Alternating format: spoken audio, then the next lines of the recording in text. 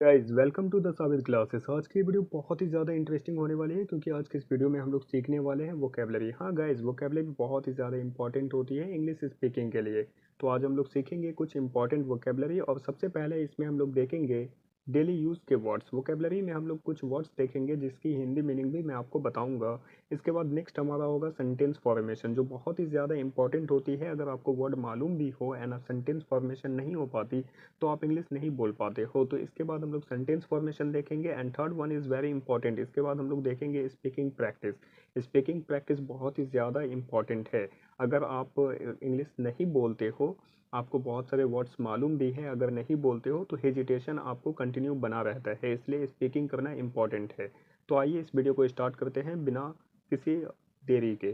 तो आइए स्टार्ट करते हैं। हमारा फर्स्ट वर्ड है एट लार्ज। गाइज मैं आपको बता दूं, एट लार्ज मीन्स होता है पकड़ से बाहर। जैसा कि आप यहाँ देख सकते हो, पकड़ से बाहर। अगर कोई वस्तु पकड़ से बाहर है, कोई व्यक्ति पकड़ से बाहर है, उस कंडीशन में आप एट लार्ज का यूज़ कर सकते हैं। तो आपने याद रखना है at large. At large means क्या होता है गाइज? पकड़ से बाहर। आइए एग्जाम्पल देखते हैं। जब आप किसी से कहते हो चोर अभी पकड़ से बाहर है, चोर अभी पकड़ से बाहर है, इस कंडीशन में हम लोग एट लार्ज का यूज़ करेंगे। तो इस सेंटेंस को हम लोग इंग्लिश में क्या बोलेंगे? The thief is at large yet. The thief कौन से चोर की बात हो रही है? जो अभी पकड़ से बाहर है, इसलिए यहाँ द का यूज किया गया है। द थिफ इज यानी है, एट लार्ज पकड़ से बाहर, येट यानी अभी। The thief is at large yet. आइए नेक्स्ट वर्ड देखते हैं। Next word is very important guys, ये हमारे है चक्कर काटना। मेक राउंड्स मीन्स होता है चक्कर काटना। गाइज आपने इस बात को याद रखना है, मेक राउंड्स मीन्स क्या होता है? चक्कर काटना। इसका यूज़ हम लोग देखेंगे। आप इस सेंटेंस को देखोगे तो आप ये अच्छे से समझ जाओगे। तो आइए हम लोग सेंटेंस देखते हैं। जब आप किसी से कहते हो मैं कोर्ट के चक्कर काट काट कर, मैं कोर्ट के चक्कर काट काट के थक गया हूँ।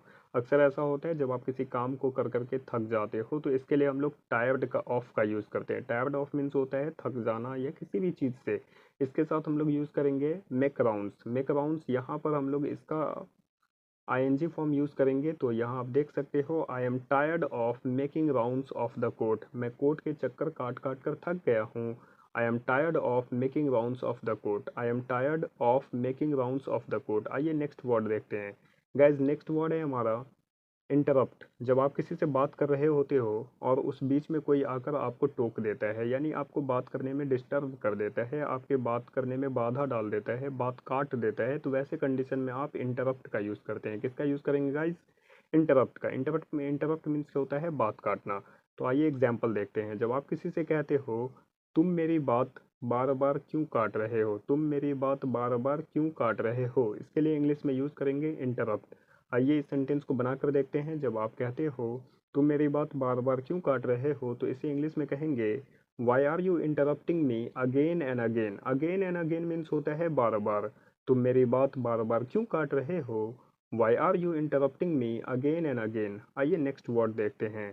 जब आप किसी से कहते हो, किसी से क्या कहते हो? जब आपने अक्सर देखा होगा आसपास के कुछ लोगों को हकलाते हुए, तो आपने याद रखना है हकलाना। हकलाना को इंग्लिश में हम लोग कहते हैं स्टैमर। क्या कहते हैं गाइज? स्टैमर। आइए एग्जाम्पल देखते हैं। जब आप किसी से कहते हो वह बहुत हकलाता है, वह बहुत हकलाता है, इसके लिए इंग्लिश में हम लोग यूज़ करेंगे स्टैमर। ये सेंटेंस क्या बनेगा गाइज? आप यहाँ देख सकते हो, ही स्टैमर्स अलॉट। अलॉट मीन्स होता है बहुत, स्टैमर मीन्स क्या होता है? हकलाना।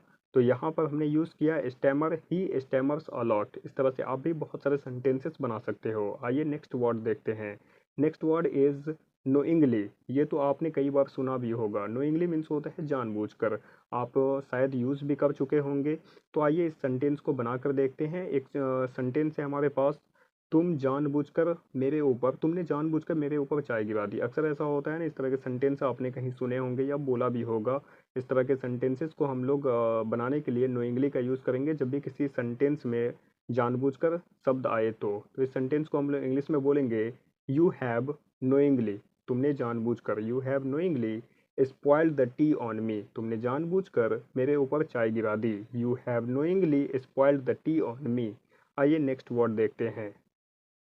Next word is loose face. Loose face means होता है नाक कटना। नाक कटना जब आप कोई ऐसा एक्टिविटी करते हो जिससे आपके पेरेंट्स की, आपकी खुद की रिस्पेक्ट चली जाए, तो वैसे कंडीशन में कह सकते हैं कि आपने मेरी नाक कटा दी। तो ये एग्जाम्पल देखिए, इस एग्जाम्पल को देखकर आप समझ जाओगे लूज फेस मीन्स होता है नाक कटना और इसका यूज़ हम लोग इस तरह से कर सकते हैं। जब आप किसी से कहते हो या आपने ये एग्जाम्पल देखे गौर से, जब विद्यार्थी असफल हो गया उसके परिवार की नाक कट गई। ये बात सही है ना गाइज? जब कोई भी विद्यार्थी बहुत ही अच्छे मार्क्स से पास होता है देन उसके फैमिली का यानी पेरेंट्स का बहुत ही ज़्यादा सोसाइटी में रिस्पेक्ट बढ़ जाता है। लेकिन जब कोई स्टूडेंट फेल हो जाता है या असफल हो जाता है तो उसका रिस्पेक्ट तो जाता ही है, साथ साथ उसके पेरेंट्स के भी रिस्पेक्ट जाते हैं। तो इसलिए आपने करना क्या है, एग्ज़ाम जब भी आए तो खूब मेहनत करनी है। तो इस सेंटेंस को बनाकर देखते हैं। When the student failed his family lost his face. When the student failed his family lost his face means जब विद्यार्थी असफल हो गया उसके परिवार की नाक कट गई। जब विद्यार्थी असफल हो गया उसके परिवार की नाक कट गई। अब आप सोच रहे होंगे मैंने बताया लूज फेस और यहाँ मैंने यूज़ किया लॉस्ट। तो आपने इस बात को याद रखना है, लूज की सेकेंड फॉर्म होती है लॉस्ट और यहाँ पास्ट इंडेफिनिट टेंस का सेंटेंस है, इसलिए हमने यहाँ लॉस्ट का यूज़ किया है। इस तरह से आप यूज़ कर सकते हो और बहुत सारे सेंटेंसेस बना सकते हो। तो गाइज़ ये बहुत ही छोटी सी वीडियो थी एंड आई होप कि ये वीडियो आपको अच्छी लगी होगी। सो प्लीज़ इस वीडियो को लाइक करें एंड अपने सभी दोस्तों के साथ शेयर करें। प्लीज़ लाइक करना ना भूलें। चलिए मिलते हैं नेक्स्ट वीडियो में। Thank you guys.